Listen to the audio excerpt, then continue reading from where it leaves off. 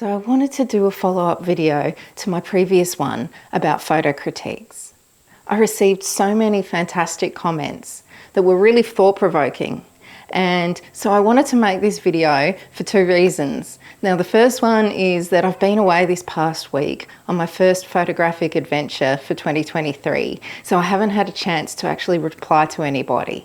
But more importantly, there was so much information there that I thought would be worthwhile to share. I wanted to do this so that everybody's comments can be shared with everyone else. Not that I'm going to read anybody's out, but just the general thought and information that went into them. Getting started, there seems to be a very general consensus that unsolicited critiques are not welcome or appreciated. So my thought that there wasn't a lot of point giving a critique if somebody hadn't asked for one seems to be pretty on the money for everyone. Now, I did have somebody point out that if, like me, you put yourself out and have a photographic YouTube channel, that you should expect that you will receive people criticising, and I absolutely do. I am under no illusions that I'm going to go through and never get any of those, and that's okay. I'm fine with people criticising my photos. When I was kind of earlier in my photographic journey, I wouldn't have been, but now I either love photos myself, in which case, you know, if people are horrible about it, I don't really care. Or sometimes, like this channel, it's about the experience of going out and doing landscape photography. And so I find that I'm sharing often photos that I wouldn't have if I was just sharing them on Instagram or something like that, or putting them on my website, because, you know, not every time you go out, you take your best photos. So that's been interesting as well, because, you know, people criticising them I'm once again okay with, because I do myself.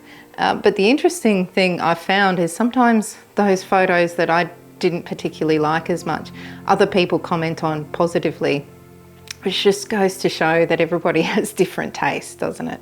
Now, there are a few people that commented that they often judge competitions or run tutorial workshops, and that when they offer critiques, they do so as a dialogue and as kind of asking questions and an inquiry. And that sounds like a fantastic way to actually be able to add value to people through, I guess you could say critiques, but I'd say when it's a dialogue, it's probably less a critique and a more, just an inquiry into, you know, how you can better your own photography.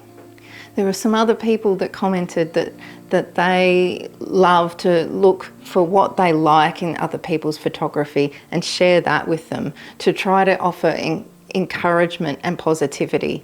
And I think that's a wonderful way to approach it. I certainly tend only to give positive feedback to people. Now, there are people who want criticism. I'm probably not the best person to give it to them, I don't think, because I tend to do the same, is that I look for the things that I really like in photographs and expand on that.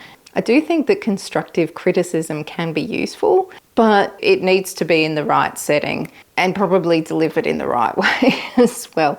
I'm not 100% confident in my own ability to do that. Now, there are a number of you that shared that, like me, your experience is the number one thing, that anything that will take away from that experience you do not appreciate. So yeah, you're more out there to have a fantastic time and enjoy your photography. I'd be interested to know from you if you find, like me, that you actually take better photos by doing that if you focus too much on trying to take the best images and forget about the experience, your photography ends up suffering too. I'd be interested to know if that's what anyone else has found. Now, I had an interesting one here, which I actually realised I do the same, but I hadn't thought about it before. And that was somebody was saying that they only share and ask the opinions of non-photographers. So they feel like that gives them a better chance of getting, I guess, a more even though it's going to be subjective, it's an opinion that doesn't have somebody else's experience of landscape photography clouding how they feel and think about it. Now, most of the time, the only person I tend to ask the opinion of is Danny.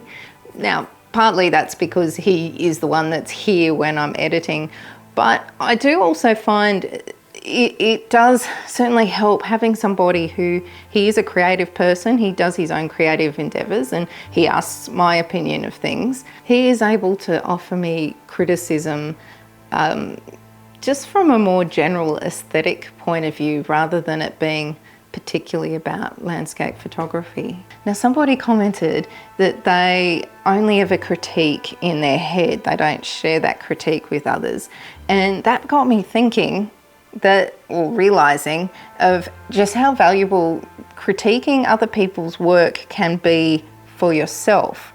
Doing it not for the sake of thinking that you're able to improve them, but doing it to improve yourself. Now, you can do it in a couple of ways. You could be looking at an image that you love and asking what it is about it that really grabs you, and kind of looking at the details a lot more, the composition, how it's laid out, the balance, then the general feeling, the colours, how much kind of contrast, that sort of thing. And particularly if you're somebody who you are a beginner or you don't feel like you're completely sure what sort of style of photography you like the most, critiquing other people's work in that way that you like can be a really great way to kind of hone in on the things that appeal most to you and that you can kind of bring in a bit to your own photography. Now, conversely, if there's some images that don't appeal to you quite so much, and particularly if they're ones that maybe seem like they're more popular but they're not connecting, asking yourself why that is as well can be really useful for you, not for the purpose of actually giving your opinion to others, but just for growing your own photography. I had a couple of people comment that they're their own harshest critic, and I can completely relate to that. I 100% am too, and I know earlier on in my photographic journey, I think always be looking for what I could improve, and for a long time it kind of left me a little bit dissatisfied with everything that I produced. It was like every photo isn't perfect, I guess you could say. And at some point along the way, I don't know if I did it consciously or if it was just something that happened, is that I realised that while that process of critiquing my own work and looking at what I could do better is really helpful, at some point, basically the point when you've finished editing your photo and it's now out in the world, you kind of need to let go of that critique. You take the learnings on for next time, but you then just need to let go of it and just look at the image for itself and enjoy it. Now, sometimes you might need like a little bit of space between when you were critiquing it and editing it, and then further down the track looking at it again to do that. But I think it's really, really important that not only do you kind of critique your own work, but more importantly, that you let go of that judgment and just enjoy it, because at the end of the day, once again, it is about that enjoyment and being able to print out a photograph and hang it on your wall, look at it in a portfolio, make a book, whatever it is, put it on your computer, have it as like a wallpaper on your phone. I do things like that. Having your photographs around there to enjoy for yourself, I think, is important as well, that you don't get so caught up in kind of looking at all your imperfections, you overlook everything that's great about your own work. And lastly, I think that when it comes to actually asking for other people's critiques and opinions, that probably there are different personality types that work better with that than others. Certainly some people said that they like to get other people's opinions on their work, and there are others that said they don't ever ask anyone for it. It really is about doing what works for you. I think people who have a clearer idea of what it is that they want to create, that know their own work, maybe find it easier to have critiques, because it's easier to say, yeah, I'll take that on. No, that doesn't work for me. And to not get kind of sidetracked into thinking you need to take photographs just like somebody else's. Now, I hope I've remembered all the general points from all your fantastic comments. I was trying to share, as much of the wonderful information that has been left on my last video as possible. I mean, go back and read all the comments yourself. It's one of the great things about having a YouTube channel is it does feel like you start being part of a photographic community of like-minded people. And there were a couple of people actually that mentioned about photo clubs and that they found the critiquing there, I'd say quite toxic. That wasn't the word that anybody used, but people being too focused on things like how sharp the photos were and little pernickety kind of things, or your photos aren't contrasty enough, or they're too contrasty, or things that can be, I guess, much more of a personal taste, and didn't feel like it actually helped them